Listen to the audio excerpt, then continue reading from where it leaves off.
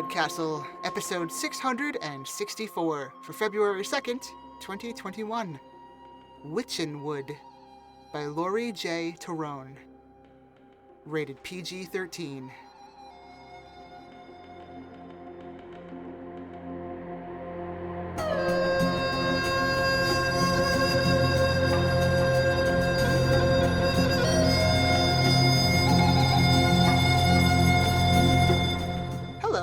Welcome to PodCastle. I'm your host, Setsu Uzume, and today's story, Wytchen was previously published by Metaphorosis.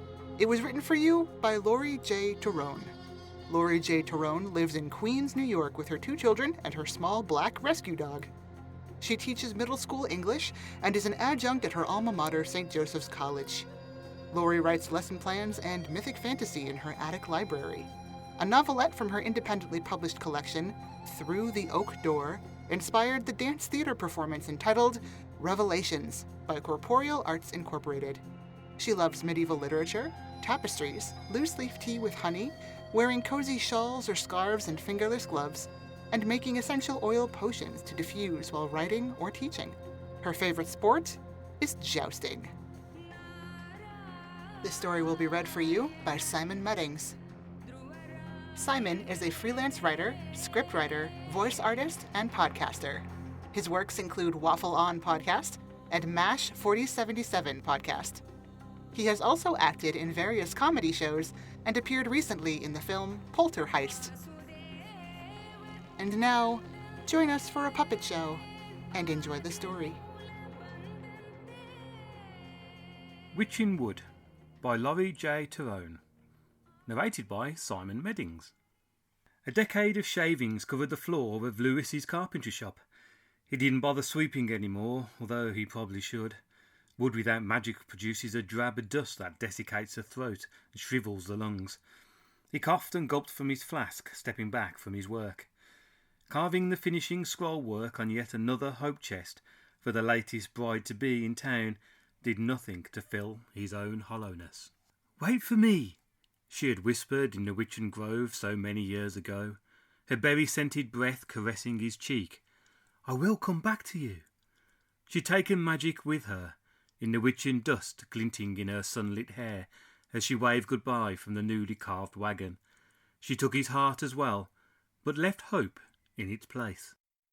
Over the years, hope had drained into loneliness, empty and aching, present in the sound of his saw's jagged edge, the taste of his own cough-stained stale breath, the starkness of his bedroom above the shop.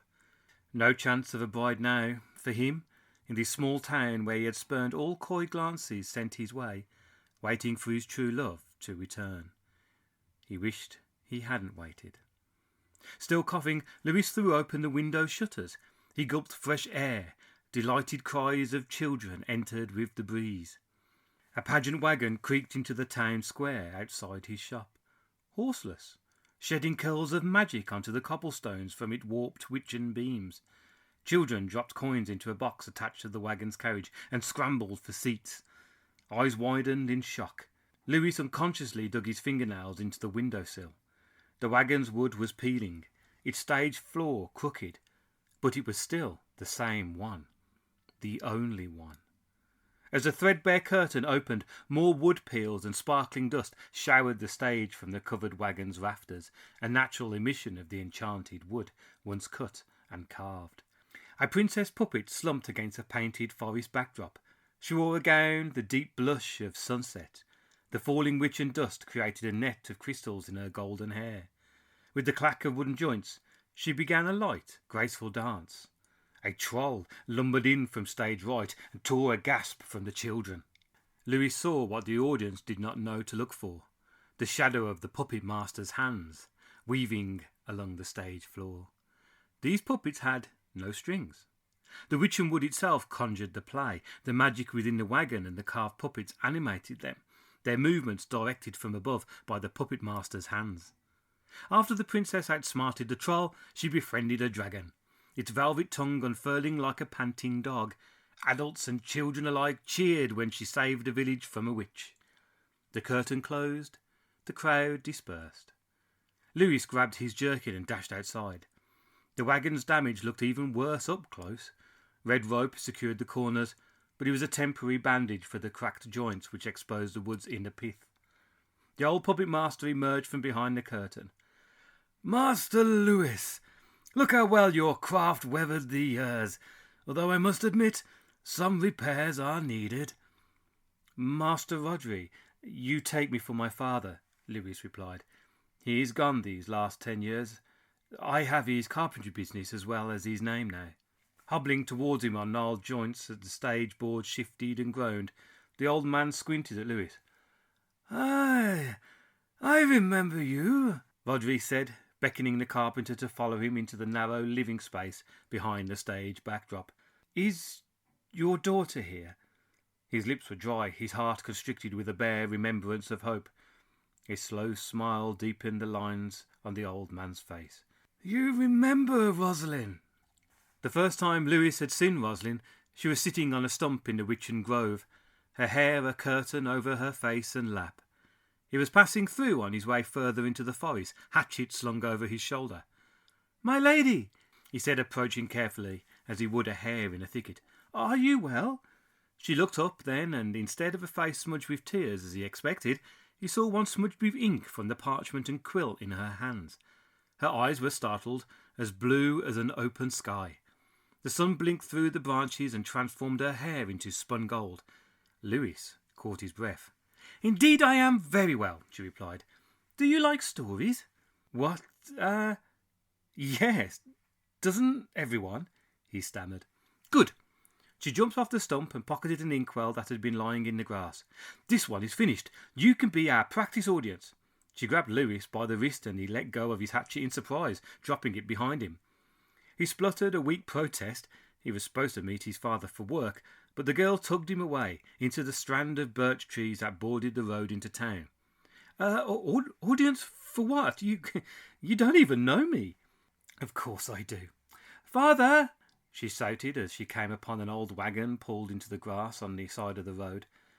"The carpenter's son has agreed to see the new play." Lewis recognised the man sitting in the grass in front of a small fire, stirring the contents of a pot hanging from a tripod. He was an itinerant toy-maker.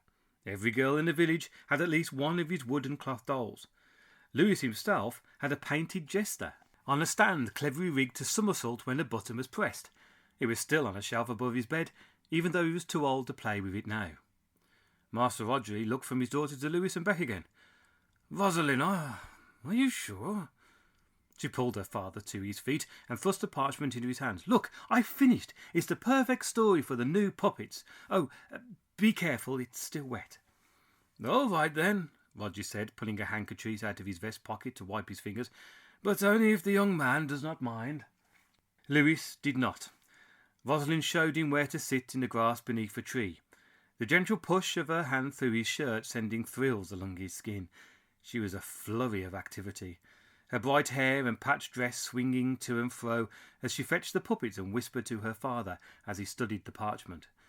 The puppets were exquisitely carved, like all the dolls Rodri made, but these had movable joints and strings, each attached to a cross of wood. Their hair was tangled yarn, and their clothes multicoloured swatches of fabric. Rosalind and her father climbed into the wagon and lowered the puppets into the grass below.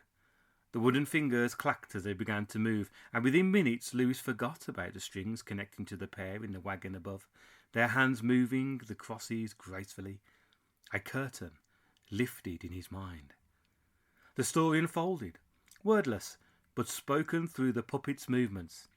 Within Lewis's eyes the wagon turned into mountain ranges, the grass to a river ford, so real that he could feel the cold wind in the high cliffs and hear the rush of the river. He was immersed in the hardship the brothers faced as they searched for each other. His heart leapt at their final happy reunion. When the puppets bowed, the story's spell over Lewis's mind broke, and he returned with a jolt to his seat in the grass, cooled by the shade of the tree. Rosalind's pleased face smiled down at him from the wagon, and he broke into spontaneous applause. "That was well done," a voice called from further back in the trees, and Lewis turned and sprang to his feet. His father approached with his two apprentices. "No wonder my son had shirked his duty for the day." He held out the hatchet, and Lewis took it as his father said more quietly, "I was afraid something had happened to you, lad." Lewis's face reddened. It's my fault," Rosalind said as she gathered the puppets up. "I did not give him much choice. Please do not be angry with him." Roger came down from the wagon, and the carpenter shook his hand, then looked up at the girl, his eyes squinting against the high sun. "Well," the master carpenter said, then turned sharply to Lewis, whose colour deepened to scarlet, "I can see the appeal of such a play." The apprentices, a few years older than Lewis, grinned and elbowed each other. "The puppets," he turned back to the toymaker. "Are they a new crafting?" "Yes, my first two. My daughter has great plans for me to make others. She wants a dragon, and a witch in particular, and a girl puppet, of course." The elder Lewis rubbed his chin, dark with beard. "There was something about that play, something quite powerful. I forgot where I was for a while, and I realised that I am long overdue for letters to my own siblings." "My daughter wrote the story," Roger said proudly. "First I had the puppets in mind as another toy, but it was Rosalind's idea to perform plays with them. Do you truly think others will enjoy such entertainment?" "Truly. But you need a proper stage, a pageant wagon, perhaps, so you can still travel as you do." The carpenter hesitated, glancing at his apprentices, then looking up at Rosalind again. He seemed to make up his mind, and continued, "There is a special wood that I use only for certain projects. I would like to build a pageant wagon for you with this wood. I never take payment for Wytchen," he added quickly when Roger blanched. "As I said, it's only for special creations, and I believe this project, and your work, is worthy of it." Lewis looked at his father in shock. He vaguely remembered the wizened man passing through town who had showed his father how to cut wood from the strange trees that no axe could fell before, how to craft an object. For him it was a staff, with tools and words. His father had used the Wytchen only one other time, as far as Lewis knew, to build a cradle for their neighbour's infant, born 2 months too soon. It was a gift that his father carved in haste, neither eating nor sleeping, in order to finish it by dawn the day after the birth. Within hours after a peaceful nap in the cradle, the child stopped struggling to nurse, and thrived thereafter. "Come with your daughter to my workshop tomorrow," the master carpenter continued, waving away Roger's stammering gratitude. "I'll draw up the plans, and we can talk about them over supper." He gestured to Lewis as he turned, a slight smile on his lips. "Let's go. Enough stories for today. Back to chopping wood, lad." The aged puppet master did not answer Lewis's question, but he did not have to. There was no sign of his daughter among the clutter of tools, wood, parchment, and inkpots on the table. Clothes spilled out of a trunk, child's dresses with snippets removed. A torn blanket lay rumpled on the floor. Lewis's heart sank. How foolish he had been to wait. The puppet princess was sitting upright in a cabinet with the troll, dragon, and witch on a shelf beneath her. A pile of bedraggled puppets lay at the bottom. I'd like to commission you for repairs." Lewis looked at the rafters and walls, sunlight spearing through the gasps. Roger added, "I have the coin to pay you, whatever the cost." "It's not that, sir." He tried to control his tone, but anger still sharpened his words even after all these years.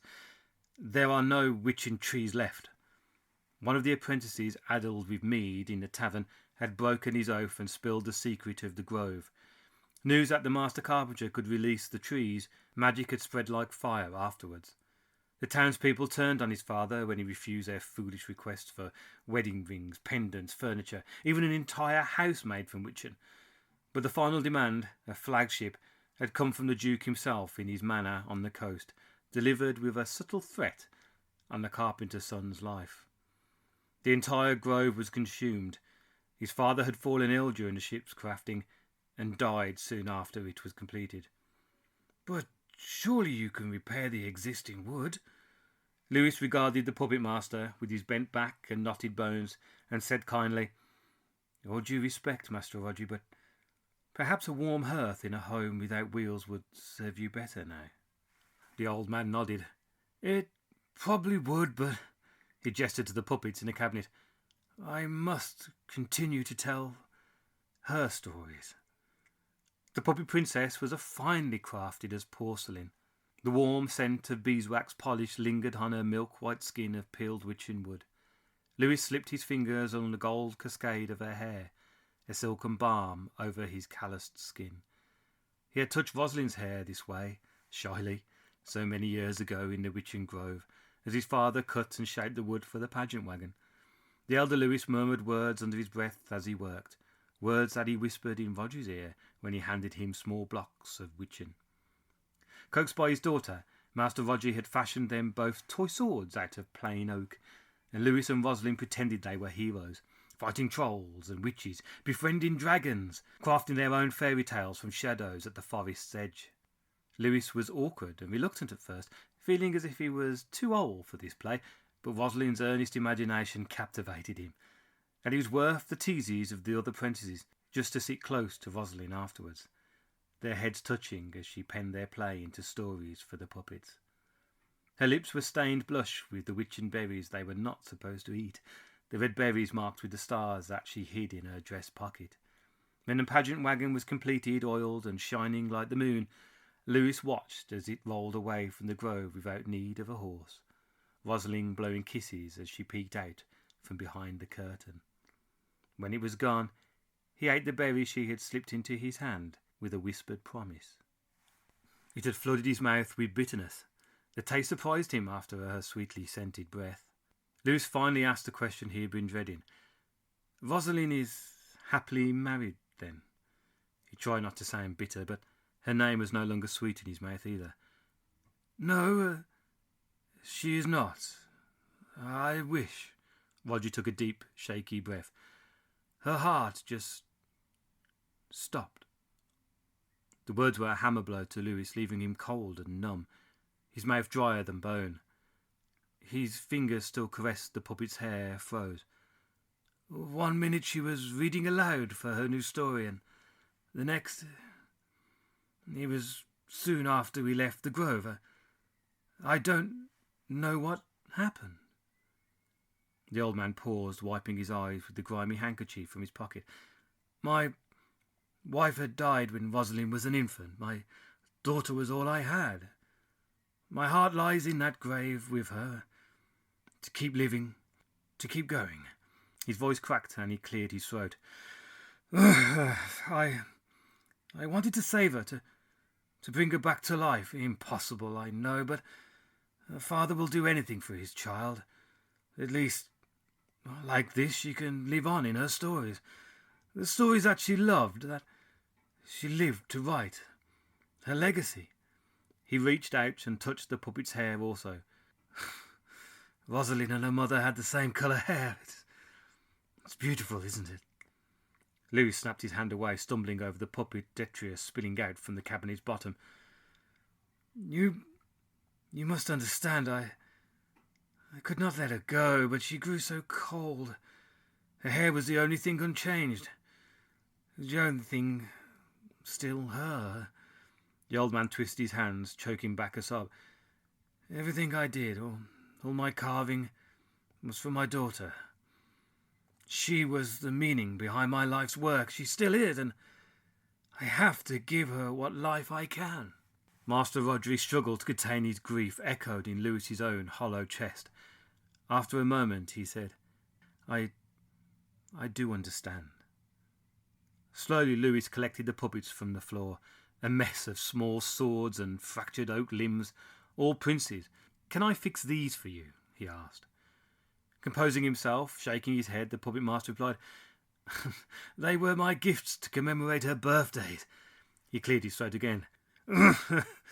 Oh, she never got the chance to create a story of true love. I thought perhaps I could write one for her, but words never came, and the princes never worked right, and I'd find them damaged the next day. If they were made of Wytchen, perhaps it would be different, but I used all the blocks your father gave me. Nevertheless, I keep trying. Every year. Lewis was silent for a while, his hands cradling the broken princes.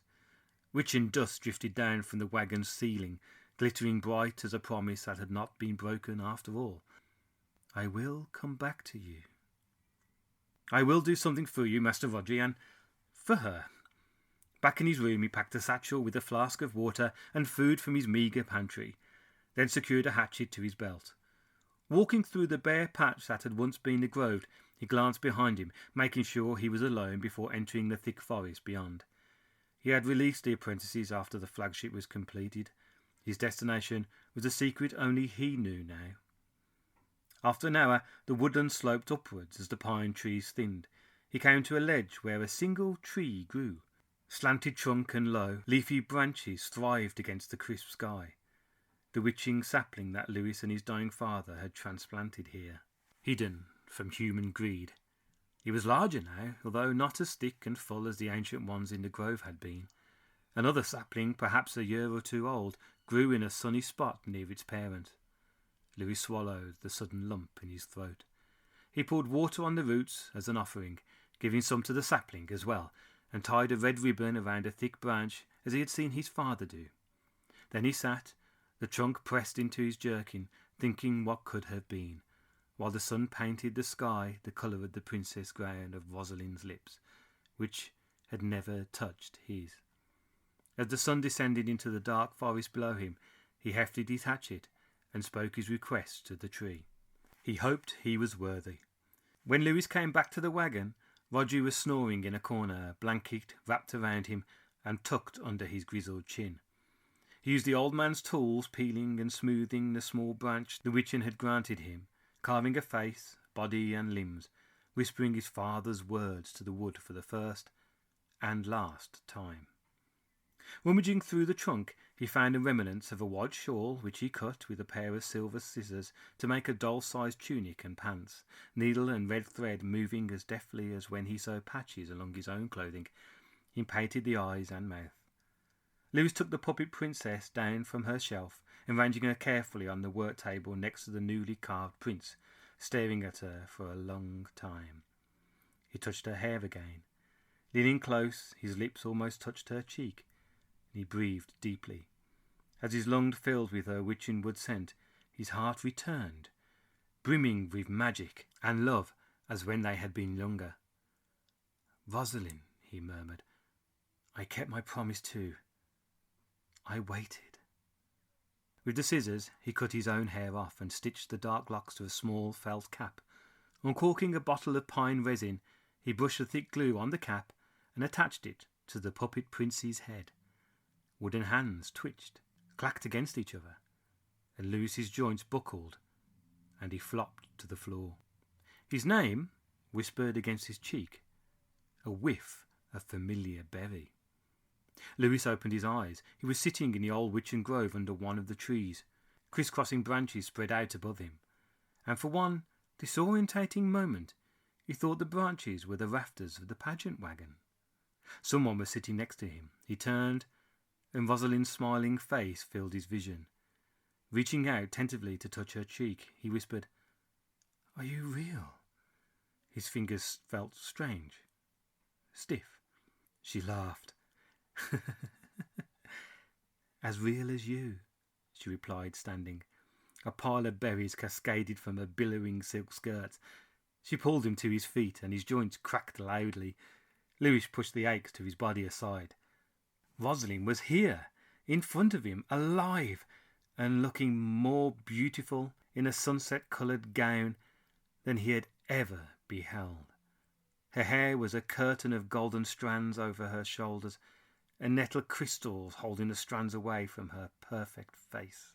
"I am glad you are finally here with me, my love," Rosalind whispered, standing so close to him, her eyes sparkling.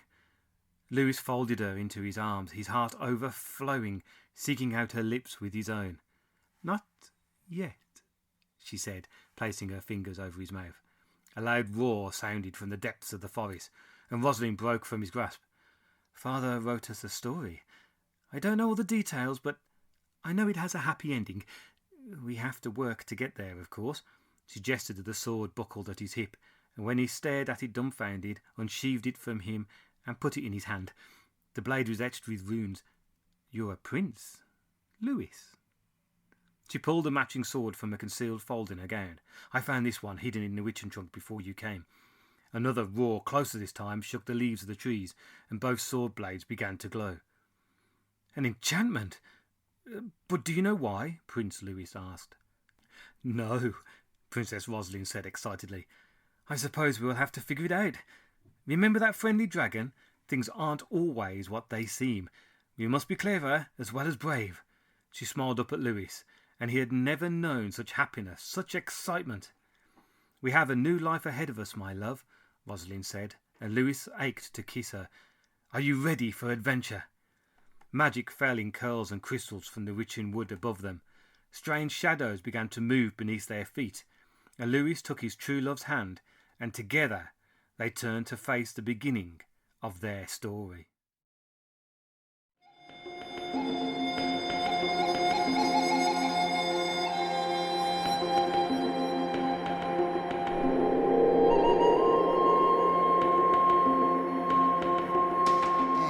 And welcome back. There's so much that's said in stories, wrapped up or untangled when the person those words are meant for are long gone. Louis's waiting, his bitterness, and his willingness to give of himself at the end reminded me of a song lyric by Florence and the Machine, howled with such feeling and potency that the words themselves are often lost. Those words are, "It's so easy to say it to a crowd, but it's so hard, my love, to say it to you out loud." The author had this to say about the story. "I specialized in medieval literature in college, particularly Arthurian literature and its Celtic mythological roots. The Wytchen wood in this story is the rowan tree, which in Celtic mythology was a tree of magical protection. It is also known as the mountain ash, and it belongs to the rose family. The protagonist's name comes from the rowan's name in the writing system of the ancient Celts." The author went on to say, "Romeo and Juliet and Pinocchio were in the back of my mind when I started this story, and ultimately, I wanted to show how both true love and storytelling have the same magic, in that they can transform what we think only exists in our imagination into something real and life-giving." Thank you for that, Lori. And that was our show for this week. On behalf of everyone here at PodCastle, our audio engineer Peter Baravesh, our forum moderator Aussie Cat, your co-editors Jen Albert and Sheree Clark, along with all of our fantastic first readers, including Tierney Bailey, Sophia Barker, Matt Dovey, Aidan Doyle, Amelia Harrington, Craig Jackson, Shamari Kirkwood, Devin Martin, Julia Pat, Hamilton Perez, Shrikrupa Krishna Prasad, Ziv Widdies, Eleanor Wood, and Caitlin Zivanovich. Thanks for letting us share another story with you. PodCastle is part of Escape Artists Incorporated and is distributed under the Creative Commons Attribution Non-Commercial No Derivatives 4.0 International License. Feel free to share it, but don't sell it or change it. Our music is by Shiva in Exile. Everything we do on PodCastle is 100% donor-funded, and if you'd like to support what we do, I invite you to join us on our Patreon at patreon.com/EAPodcasts. We'll be back next week with another tale. See you then.